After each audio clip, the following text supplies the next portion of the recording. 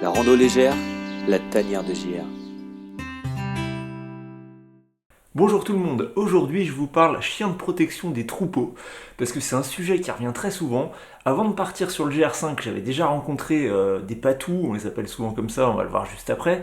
J'avais rencontré des patous, mais j'appréhendais quand même pas mal pour faire mon GR5, parce que sur ces 600 km de traversée, je me suis dit des moutons, je vais en rencontrer, des chiens de protection, je vais en rencontrer, comment ça va se passer? Alors, qui sont ces chiens? Il y a différentes races. En France, il y en a principalement deux. Il y a le montagne des Pyrénées, celui qu'on appelle le patou, et puis le berger d'Anatolie. Voilà les deux races de chiens qu'on rencontrera en montagne quand il y a des troupeaux de moutons. Alors les chiens de protection ont un statut particulier pour la loi, ce sont des chiens de travail, c'est-à-dire qu'ils ne sont pas concernés par les interdictions qui vont concerner les autres chiens dans les parcs nationaux par exemple. Le comportement du chien de troupeau est basé uniquement sur la dissuasion, sur les aboiements et sur sa présence physique parce que voilà, il a un gabarit qui en impose quand même un petit peu. Dès qu'il détecte une perturbation dans son environnement, il donne l'alerte en aboyant. Alors concrètement, qu'est-ce qu'on fait dans la pratique quand sur son parcours de randonnée, on va rencontrer des troupeaux et très probablement des chiens de protection? Alors souvent, avant votre randonnée, au départ, vous allez trouver un panneau. Vous savez, ça ressemble à une sorte de bande dessinée qui vous explique avec des petits personnages comment ça va se passer quand vous allez rencontrer les chiens et comment vous comporter. Alors il y a même parfois, j'ai pris une photo, regardez, je vous la montre, il y a même parfois les bergers, ou ici c'est une bergère, qui écrivent un petit mot à la main, voilà, en donnant des conseils pour traverser les troupeaux. Et puis parfois même j'ai vu des numéros de portable, des 06, qui étaient laissés par les bergers pour dire voilà, appelez-moi si jamais vous avez malgré tout ça un problème. Alors voici les techniques que j'ai appliquées lors de ma traversée des Alpes quand je croisais des troupeaux. Quand je voyais un troupeau au loin, je ralentissais et je cherchais des yeux le ou les chiens. Voilà, parce qu'il y en a quand même très très souvent. Donc, en général, c'est lui qui vous repère en premier, mais pas toujours. Hein. Ça peut arriver qu'il fasse une petite sieste, ça dépend du moment de la journée. Ça peut arriver qu'il vous voit pas aussi, bon, c'est rare. Hein. Mais dans le doute, je me signalais en faisant du bruit, en chantant, en faisant, voilà, en sifflant, en parlant fort. Même si on est tout seul, c'est bizarre, mais oui, on va dire eh oh le chien, je suis là, je me promène, voilà, tout va bien. Alors à partir de là, il y a deux cas de figure. Soit le chien, il vous voit au loin, il vous regarde, donc vous savez qu'il vous a vu, mais il s'en fout, il continue son petit bonhomme de chien, de chemin. Mais le plus souvent, le chien, il va venir vous voir en courant. Alors je dis le chien, mais ça peut être les chiens, hein. Des fois ils sont plusieurs, voilà. Bon, le chien vient vous voir en courant, donc dans ces cas-là, moi je pose mes bâtons par terre, je prends, si j'ai ma casquette, si jamais je ne l'ai pas perdue, hein, ça m'arrive, ou le chapeau, mais bon, les deux je les ai perdus. Je prends quelque chose, alors ça peut être, sinon je sors mon sac, hein, et puis je le mets, je le tiens devant moi. En fait, c'est pour mettre un objet entre vous et le chien. Voilà, j'ai lu ça dans des conseils, je vous mettrai des liens là, en bas de la vidéo. Donc j'attends qu'il arrive, je lui parle doucement, je me mets vraiment face à lui, hein, pas de côté, je lui tourne pas le dos, je me mets face à lui, mais je le regarde pas dans les yeux. Et puis je lui parle, je lui dis voilà, tu sais, je suis en train de me promener, j'ai vu que tu gardais des moutons, tu fais très très bien ton travail, t'es un super chien. Faut savoir que moi je suis pas un grand fan hein, des chiens, mais voilà, je lui parle gentiment, je lui dis écoute, tout va bien se passer. Et c'est ce qui se passe dans tous les cas. Enfin, moi, sur mon expérience, là, sur ma traversée des Alpes par le GR5, c'est ce qui s'est passé à chaque fois. Les chiens sont restés une dizaine de secondes, ils se sont même pas beaucoup approchés de moi, hein, et puis hop, ils sont repartis, et puis moi j'ai continué mon chemin. Il y a juste une fois, ça a été plus long, le chien vient me voir, mais en fait, le troupeau qu'il gardait était pile au milieu du chemin. Donc, dans les conseils, on vous dit toujours essayer de contourner largement le troupeau. Alors là, j'étais sur un plateau herbeux, donc c'était très facile pour moi de contourner. Mais voilà, donc le chien était devant moi, je lui parle, il vient me voir, il aboie un tout petit peu, il me regarde, il reste à 3-4 mètres de moi, tout calme. Donc je me dis, bon, bah, je continue à avancer. Mais voilà, forcément, il y avait les moutons derrière lui sur le chemin, et là il se met à aboyer. Mais je lui dis, ouais, ok, je sais, tes moutons sont sur le chemin, ne t'inquiète pas, rassure-toi, petit chien, enfin gros chien, je vais faire le tour. Donc je lui montre bien, là, je tourne mon corps à mes épaules pour lui montrer que je vais dans une autre direction, et là il arrête instantanément d'aboyer. Je fais le tour, je le regarde, je lui dis, tu vois, ça y est, je fais le tour, rassure-toi, tout va bien.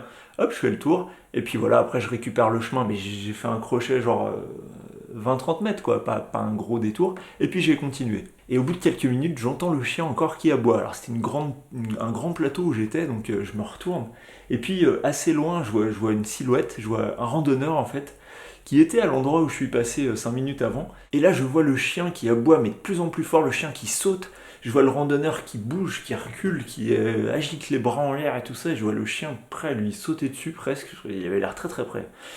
Je me dis, bon, qu'est-ce que je fais? Donc je commence à retourner à l'endroit où j'étais 5 minutes avant, vers le randonneur. Et puis plus je me rapprochais, plus je vois que le randonneur a fait le tour, et puis le chien l'a laissé tranquille.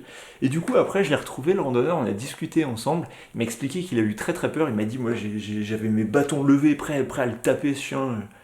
Et il me dit, il voulait me sauter dessus. J'ai dit, oui mais ouais d'accord, je suis passé il y a 5 minutes, mais...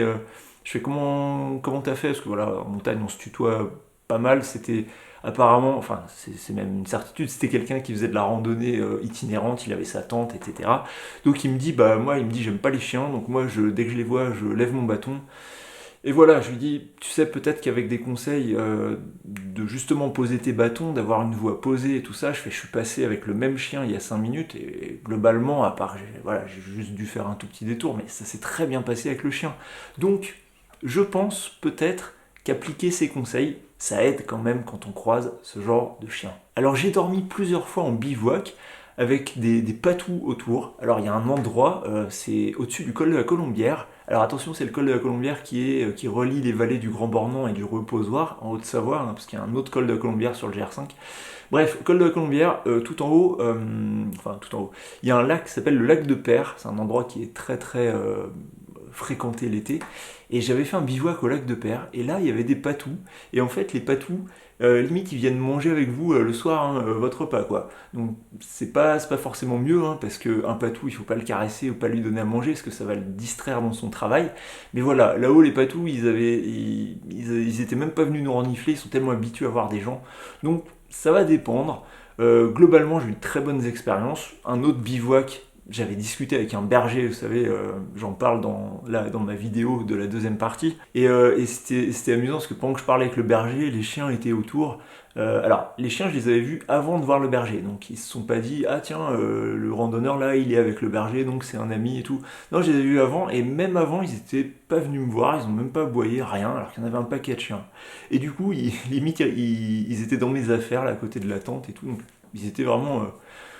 très gentils, enfin j'ai pas cherché à les approcher quoi, mais ils ont pas aboyé, rien, ils étaient pas agressifs. En revanche, toute la nuit, ils ont aboyé, voilà, ils avaient un rôle dissuasif parce qu'il y avait des loups dans les parages. La nuit d'avant, il y avait une brebis qui avait été retrouvée morte.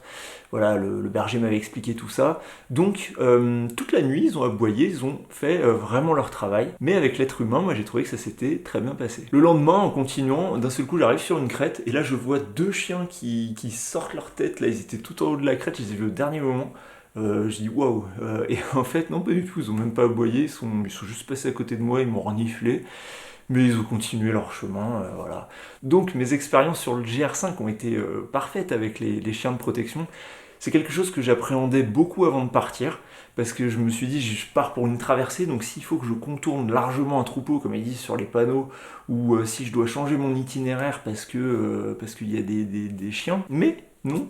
Franchement, très très bien à chaque fois, à part, je vous dis, le troupeau qui était au milieu du chemin, mais c'est normal, on nous dit toujours qu'il faut contourner largement.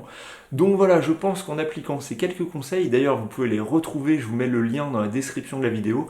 Alors quand je parle de la description de la vidéo, vous allez en dessous de la vidéo, et souvent il y a un petit triangle, vous cliquez et ça affiche, ça se déroule et ça affiche un texte que je mets en dessous, c'est ce qu'on appelle la description de la vidéo, et dedans je vais vous mettre un lien vers un super site qui vous explique vraiment toutes les techniques. Et puis vous allez retrouver une vidéo de quelqu'un qui explique vraiment tout ça super bien. Donc suivez bien les conseils quand vous passez dans des alpages, là où il y a des troupeaux et des chiens de protection.